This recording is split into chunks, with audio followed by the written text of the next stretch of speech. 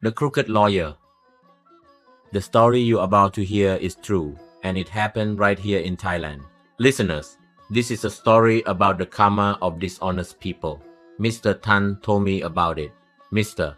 Tan explained that he has a relative named Uncle Dan, who is his father's older brother and works as a lawyer in Bangkok. As for your father, he's a primary school teacher at a school in Sena district, Phra Nakhon Si Ayutthaya province. Uncle Dan is the eldest brother. Your father, Tan, is the second child, and he also has two younger sisters, his aunts. I don't know where Uncle Danny got his character from to be so dishonest, corrupt, and despicable when none of his grandparents or relatives have such a bad character. After my grandparents passed away, my grandfather owned 60 rai of land. Uncle Dan became the executor of the estate. In less than a year, Uncle Dan managed to sell all of Grandpa's rice fields, with the siblings being tricked into signing agreements to sell the land. Uncle Dan received several 100,000 baht, almost a million. He divided the money, giving 30,000 baht to each of his siblings, before saying that the buyer hadn't paid the full amount yet, even though they had already paid for the land. Your father and his sister, who are your two aunts, went to ask for their share of the money but were refused. Eventually, they had a heated argument and quarrel, to the point where they disowned each other. As a result, Uncle Dan took all the money himself. Even though he was disowned by all his siblings, Uncle Dan didn't care at all. Your father told me that Uncle Dan later became very wealthy, even a millionaire, because his wife had a similar character trait. The reason they were wealthy was because Uncle Dan and his wife lent money to people, charging interest rates of at least 20 to 30%. The borrower must provide real estate as collateral. If there is no collateral, a security check must be written, and the amount on the check must be 5 times higher than the principal amount. Anyone who fails to pay the principal and interest on time will face legal action from Uncle Dan without mercy. Many of Uncle Dan and his wife's debtors failed to make payments on time and were sued, resulting in the seizure of their homes and land. Those who had issued checks as collateral but couldn't find the money to repay the debt on schedule were also sued and ended up in jail. While Uncle Dan's debtors suffered terribly, Uncle Dan and his wife indulged in luxury and luxury, benefiting from the money they had extorted from hundreds of impoverished people. Later, Uncle Dan became a thriving land mortgage operator, specifically targeting rural villagers who owned land but lacked the funds. The loan and sale and leaseback agreements that Uncle Dan had the title deed owner sign to legally agree to did not contain complete details, or rather, they were completely blank pieces of paper. Rural people, unaware of the law, easily signed their names. This is partly due to their lack of legal knowledge, partly their desire to get the money quickly, and partly because Uncle Dan has excellent persuasive skills that make borrowers feel no suspicion. When the mortgage deadline arrived and the borrower could not repay the full amount or could not find the money on time, Uncle Dan would immediately seize the land. There would be no extension of time or opportunity for postponement whatsoever. As for those who signed blank documents without filling them in, when the redemption period arrived and they were able to find the money to repay the loan, it turned out that the loan amount on the contract was many times higher than the amount the borrower had received, because Uncle Dan had written the figure in himself. No matter how much the borrower insisted he had taken the money, Uncle Dan refused to listen and challenged him to sue. Even though the debtor took the matter to court, the evidence that Uncle Dan presented to the court will ultimately lead him to victory. The debtor, having lost the bet to the fraudster outright, could only suffer heartbreak and resentment. Meanwhile, Uncle Dan had seized all their farmland. Uncle Dan has always lived his life through dishonesty, acquiring land cheaply and selling it at exorbitant prices, which has undoubtedly made him increasingly wealthy. The richer they become, the more greedy they become, and the more they mistake wrong for right to the point of complete blindness, refusing to acknowledge or listen to anything good or virtuous. For over 20 years, Uncle Dan lived a life of dishonesty and stinginess, which made him a wealthy millionaire. Meanwhile, many people fell victim to his and his wife's deceitful schemes. Almost all of those individuals harbored intense hatred and a desire to kill Uncle Dan with their own hands. Uncle Dan was well aware that he had enemies all around him, so he was always cautious and carried a gun with him wherever he went. Later, he even had a gunman following him.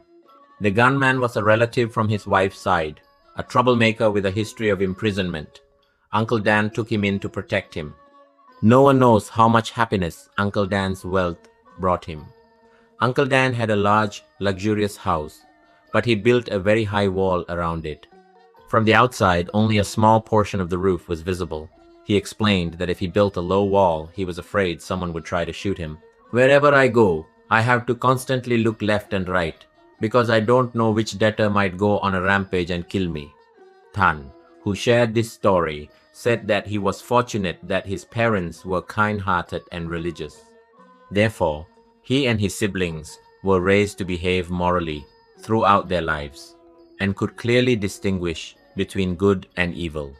So, even though you and your siblings have gone through adolescence, which often involves problems, none of you have ever done anything out of line.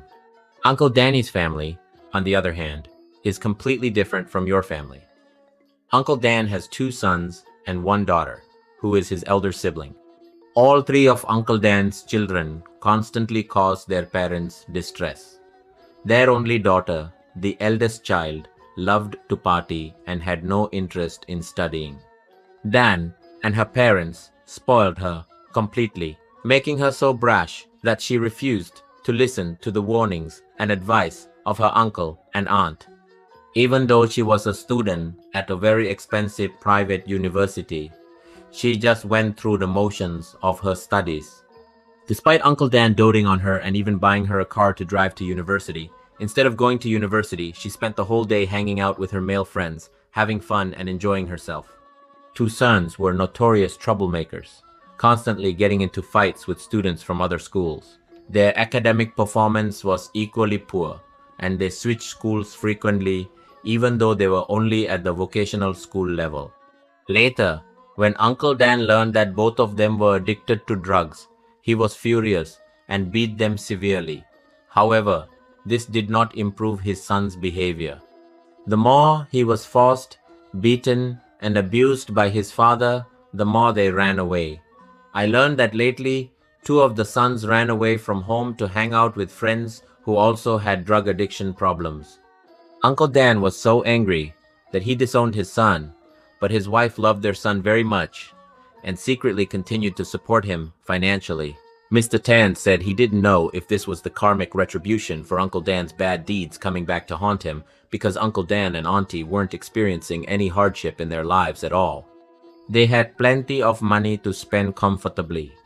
However, their hearts were filled with constant suffering and distress due to the behavior of their 3 children. Uncle Dan and his wife caused immense emotional suffering to their debtors.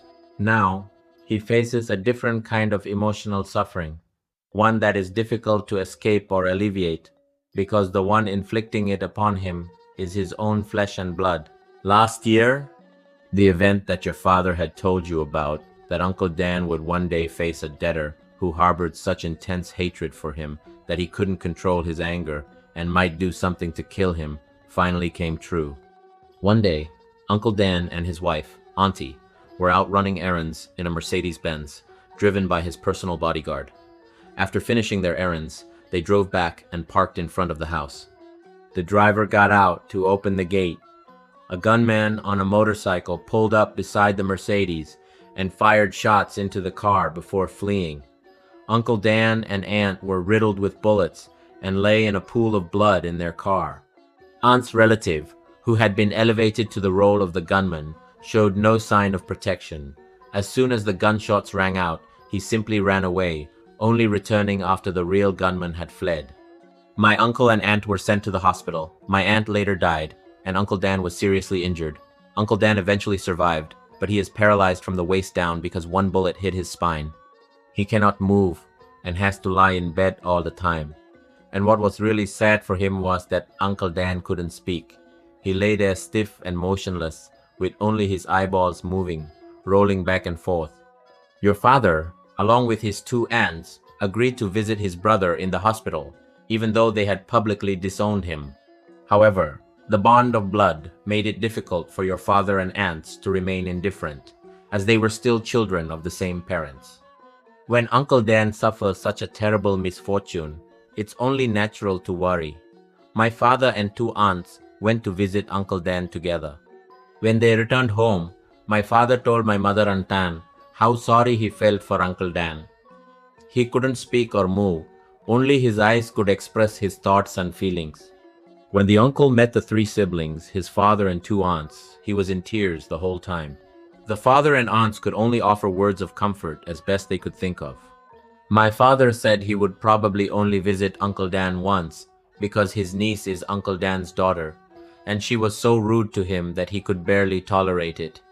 Uncle Dan's daughter not only refused to show respect by bowing to her aunts, but she also spoke in a way that implied her father and female aunt were only being nice to her because they wanted Uncle Dan's wealth and possessions.